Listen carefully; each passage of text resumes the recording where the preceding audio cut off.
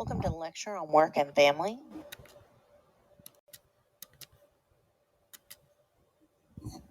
As modern families work to support themselves, more and more women are entering the workforce.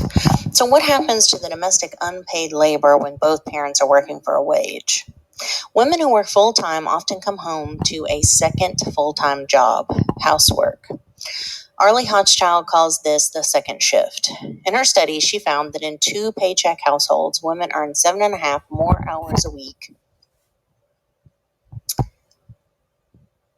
Let me try that again. In two-paycheck households, women average 7.5 more hours a week of household work than their husbands. She also found that because household labor is labeled as women's labor, as opposed to just labor anyone can do, male and female household chores differ. Specifically, men's chores tend to be lower stress chores, and women's chores tend to be higher stress chores. Excuse me. So men's lower stress chores would be things that don't need to be done right this moment. They can be put off a little bit. Women's are not. Men also see themselves as helping out with women's work. And because it is labeled women's work, men often find strategies of resistance, waiting it out, playing dumb, giving limited attention to chores and household duties. Think about your own household. What chores had to be done in your family and who did those chores?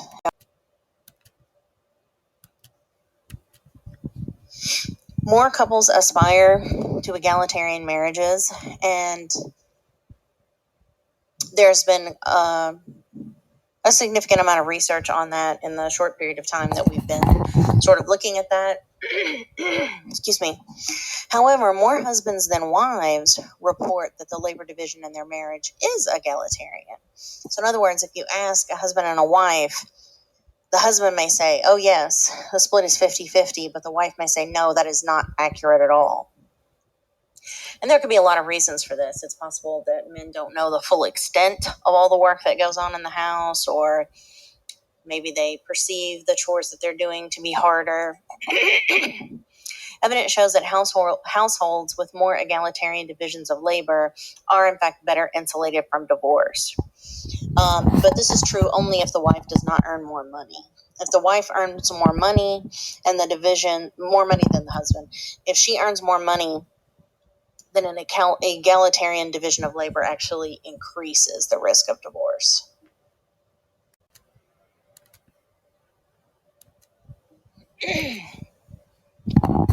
Marriages where men contribute heavily to both childcare and housework are marriages where women report higher levels of marital satisfaction. So women are much happier in marriages where there's a more egalitarian division of labor.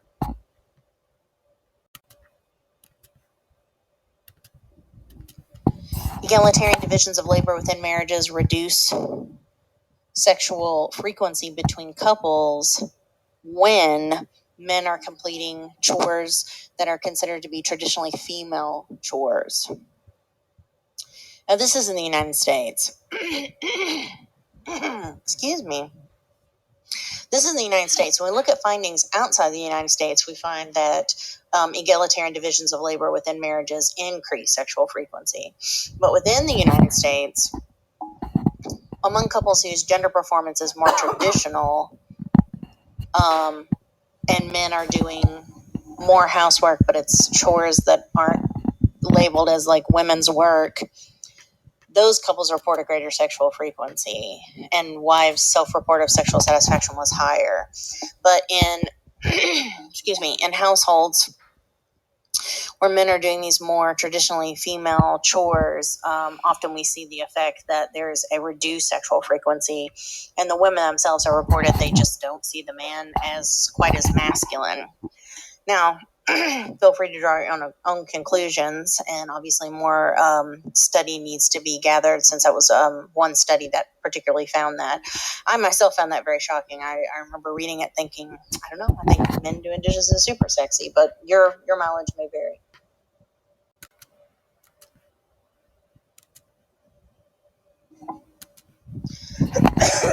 There's also research on a third shift. So just to recap, that first shift refers to paid work in the workplace, and the second shift refers to coming home to another set of demands, the housework and the childcare. And there have been some researchers who've looked at what they call a third shift, the emotional energy expended dealing with different family issues. This leads us in discussing emotional labor and emotion work. When we talk about emotion work, we're talking about unpaid emotional work that is undertaken in relationships with family and friends. And we've talked about how women are socialized to take on the emotional lives of the people around them. They're taught to nurture, they're taught to apologize first, all those sorts of things. So all that work that they do in their marriages, with their children, etc., we consider that emotion work that's unpaid. Emotional labor refers to that same work done in a paid setting. So think about jobs where emotion work is just considered part of the job. Teachers, counselors, nurses, flight attendants even. Those folks are doing emotion work in a paid setting.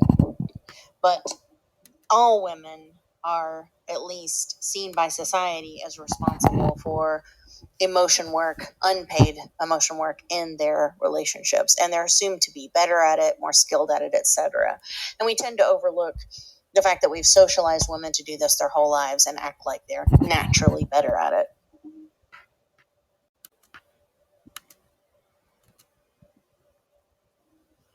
Even when women are employed full-time, they are responsible for the bulk of household chores and childcare, as well as emotion work.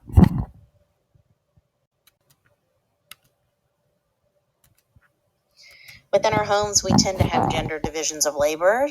Our gender identities are persistent in that gender division of household labor, and we attach gendered meanings to various household tasks. Household labor is highly gendered with stereotypes.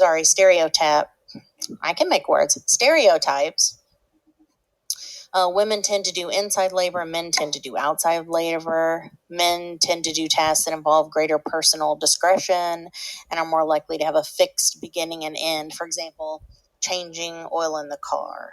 A man can decide when he can make time to do that. It's a project, there's a start, there's a finish. Women tend to do tasks of everyday necessity, things that there is no fixed end or beginning. Think about washing the dishes or doing laundry. There's just no end to that, right?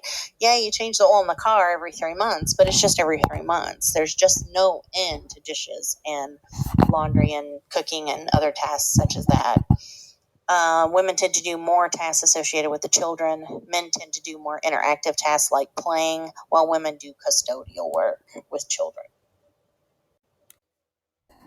I have no idea why you cannot see the chart that is uploaded onto this slide, but the takeaway of the chart is this. When we look at differences between, say, 1976 and 2005, which is the year of this particular data set, the weekly hours of basic housework, and we look at those separated by gender and marital status, we can very quickly see by the chart that you yourself cannot see, is that married women do far more weekly housework than either single men or married men.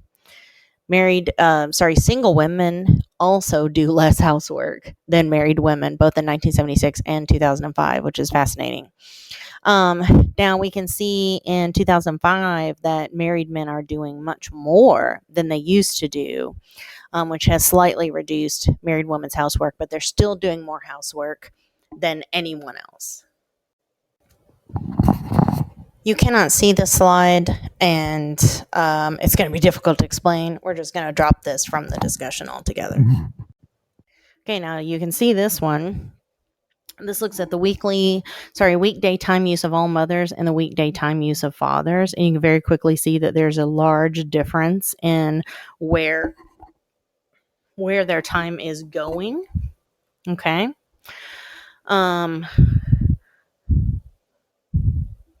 But this particular chart shows them as having about the same amount of leisure time, which is counter to almost all research that exists. excuse me. So hopefully this this concept of them having the same amount of leisure time is something that will become a reality in the future. It was possibly a reality in the sample that produced this chart, but that's certainly counter to almost all of the research that exists. The mommy track. Mommy track is when women stop employment to spend time with their young children. This tends to derail their professional career. For example, in 2004, female lawyers on the mommy track were less likely to make partner, and when they did make partner, they made substantially less money as partner than a woman who did not stop employment to spend time with young children. I myself took 10 years off of full-time employment anyway, to raise my 3 children. Now, I do not regret that. It's a decision I would make again. That time with them was extremely precious. However, it has had massive consequences in terms of profession. I didn't get my PhD till I was, 45. I finished it when I was 45. Started when I was 41. So I'm not as far along in my career as someone else my same age. I'm not making the kind of money that most folks my age would be making. I have no retirement. It's kind of a joke in our family because it's true that I will literally have to work until I drop dead because I have absolutely no retirement whatsoever. Now, for me, it's worth it. I don't harbor resentment about that or bitterness or anything. I would absolutely make that decision again. However, it is a consequence that women suffer when they take time off to raise their young children. Even though the data says that it is actually better for the child, there are significant professional consequences. We're seeing a lot of dual career marriages and what we call the his and her marriages. This is where so there can be these different configurations of his and her marriages, if that makes sense. So in the capital HIS / little her marriages, the husband's career takes precedence over the wife's career. And this is the most common in traditional gender role marriages. So in this scenario, the wife is going to relocate. She's going to disrupt her career and advancement. And like I just said, I took 10 years off to raise my children. I was the person who was relocating. My husband at the time had a job that relocated us frequently. I was a public school teacher. We relocated to places where I did not have a teaching certificate. There was no reciprocity. And I made those adjustments because that was just the kind of marriage that we had. Women usually feel more comfortable doing this than men do. And if we think about it, it makes sense, right? We've kind of been socialized to do that. And that's more sort of what you see. There's also some practical decisions. Men often earn higher salaries. That was the case in our marriage. His salary was about triple. Maybe 4 times what mine was. So it made sense. Ego can also play a big role in that as well. Many men find it very difficult to relocate themselves for their wife's career. You can also have a capital HER, little his. That's where the wives' career takes precedence. And we see this more commonly in marriages where they're non-traditional gender roles. I would say that my current marriage leans toward this way at least. My husband has relocated for my career and advancement. He completely shifted careers to follow me across the country so I could get my PhD. And it was actually his idea that I get a PhD. I'd always wanted one, but it just didn't seem like it was something that was going to happen, having had so many children, et cetera, et cetera. And he was my biggest supporter. We have capital his, capital her. This is where both careers are equal. And that's a very difficult balance to make, especially in today's world where having to move around is frequent, etc. Very often in those situations, you have a commuter marriage. You have folks who don't live in the same place because their jobs aren't in the same place and both jobs are equally important. And often in these configurations, we see outside help being hired, housekeepers, maybe even cooks, inside the home nannies and things like that. Because in today's world with the demands, it's very difficult to have two people whose careers are equally important. And then we have their marriage, which is marriage where both spouses share a career and work together. Maybe they own a business together, for example. There are ethnic differences in the division of labor. African American men do more household labor than white men do, except in traditional men's labor. So they're not necessarily doing more household labor in terms of outdoor work, working on the car, paying bills, etc., but they're doing more household work overall. They're in African American communities, there's far less stigma to women working outside the home due to historical necessity. So there's a less less adherence in terms of that sort of ideas about gender to household labor. There's this illusion of effortlessness. We've talked about this a little bit before, that helps maintain the impression that women are good at emotion work, and women are held accountable for the production of emotion work, but it's also an invisible part of household work in general. Household work is undervalued and invisible, even though it is the most productive sector in society. Household production is overwhelmingly the biggest productive and service sector. Marilyn Waring used the traditional economic input-output model, which is it inputs value for labor, depreciates allowances for capital stock, et cetera, et cetera. Anyway, her team was able to demonstrate that household production is the single largest productive sector of the Australian economy. It exceeds the value of all manufacturing by a multiple of 10 and the value of all mining and mineral extraction by a multiple of 3. But the team points out there's this invisibility of household labor. And the separate spheres ideology makes women's unpaid labor invisible in terms of its contribution to society and its value within the economic system. If we were to pay women for all their housework, not including her paid labor outside the home, based on the going rate in the market for childcare, transportation, cooking, etc., she would make on average $35,000 more than the average men's wages. Mom's market value is actually more than the average working man, but she has no retirement, no unemployment, health care, or Social Security. And we look at these figures are U.S. figures. We just talked about this person doing the Australian study. Stay-at-home moms juggle about 94 hours of work every single week. You can see the task breakdown here. I'm going to read all of this to you because you can pause this and read it for yourself. And then here's those same figures in 2016. Okay, so if you look at a base salary for 40 hours work, which is like an average salary, overtime for 52 hours, total salary 92 hours. The Western feminist critique takes on the model of the idea of compulsory motherhood. This is just the idea that women should have kids and care for them. Conservatives critique this critique as being anti-family or anti-mother. I don't think compulsory motherhood is either one of those things, just an acknowledgement that we do live in a society that encourages women to think that this is what they're supposed to do. I know in my generation, I know very few people who ever contemplated whether or not they wanted children. They all felt compelled to have them. Now, I knew from a very, very young age, I think I've talked about this before, that I wanted kids. It was never a question for me. It was something I deeply personally wanted. But I certainly understand folks who aren't sure or don't necessarily want that, but are being told by society that they do. There are social class differences in that mother role.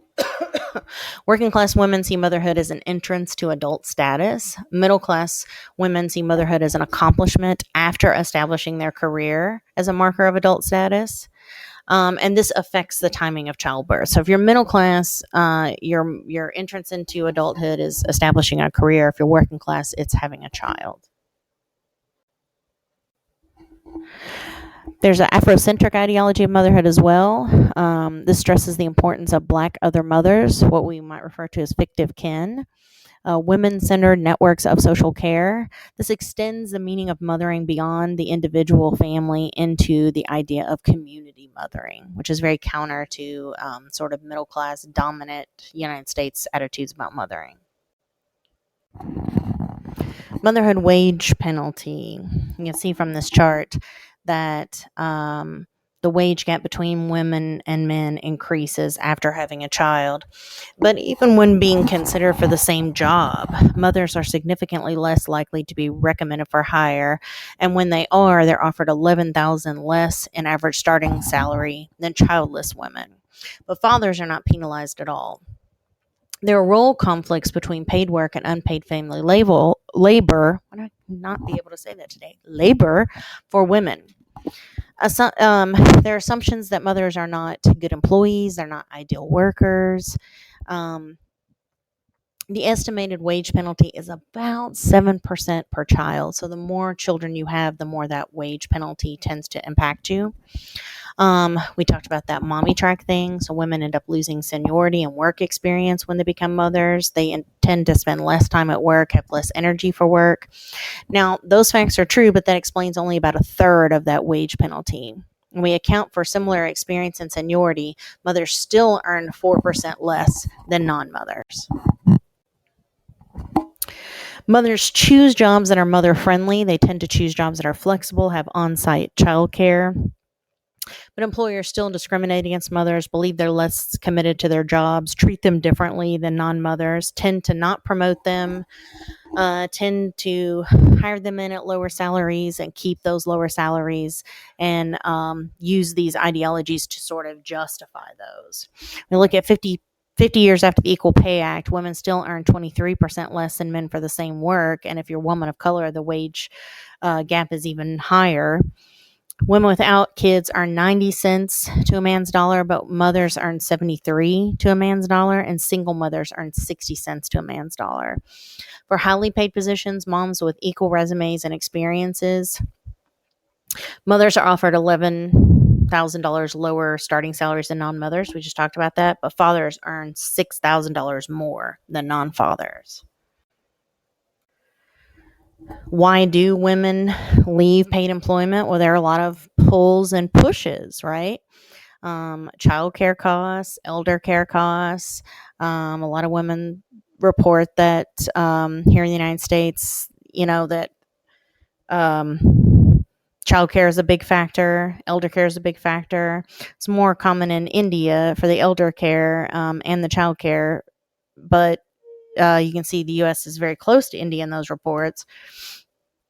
The pushes out, you can see women report those as much less common, much less important than, say, other countries. Okay, so women are mostly leaving due to their responsibilities, not so much about how they're feeling about their careers in general.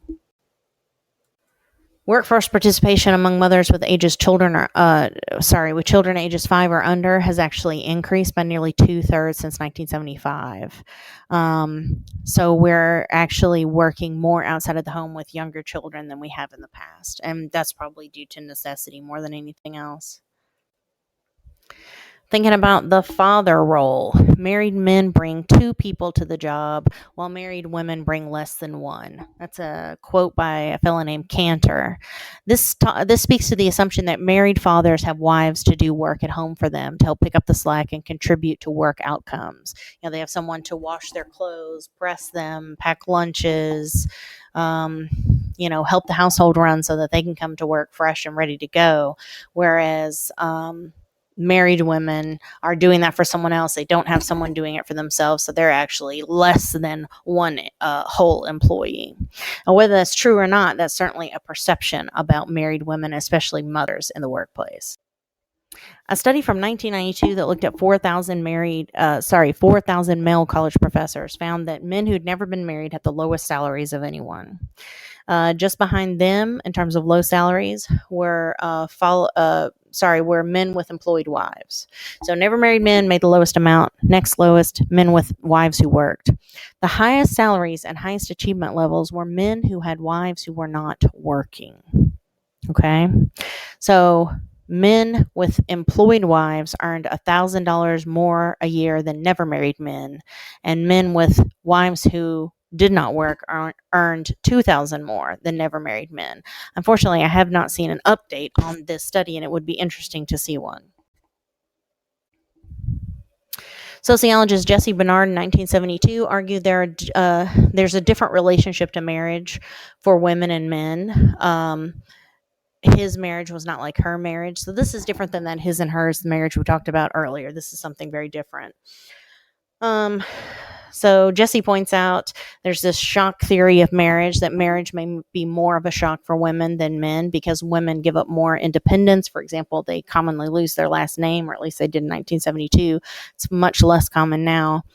They're more likely to accommodate. They're more likely to get distressed and be less happy. Today, single men are less healthy than both single women or married women. There's also a power theory of marriage. Those with greater resources tend to have more power in the relationship. Studies show that the more money a partner makes, the more power they have in the relationship. And that's true even if the couple pools their money. Women typically make decisions in more areas of the relationship. In 25% of marriages, women earn more, and that increases their power. And it also increases her independence and her power to leave an unhappy marriage. The higher her income, the more likely she is to leave an unhappy marriage. 75% of all wives are in the workforce. The older her children are, the more likely she's in the workforce. Only 13% of marriages have a stay-at-home wife. At present, 2/3 of marriages have dual income. LGBT families are a challenge to the heteronormative conceptions of family. Gay and lesbian couples tend to spend more time together and share more interests. They tend to be more egalitarian and less gender scripted by social gender norms.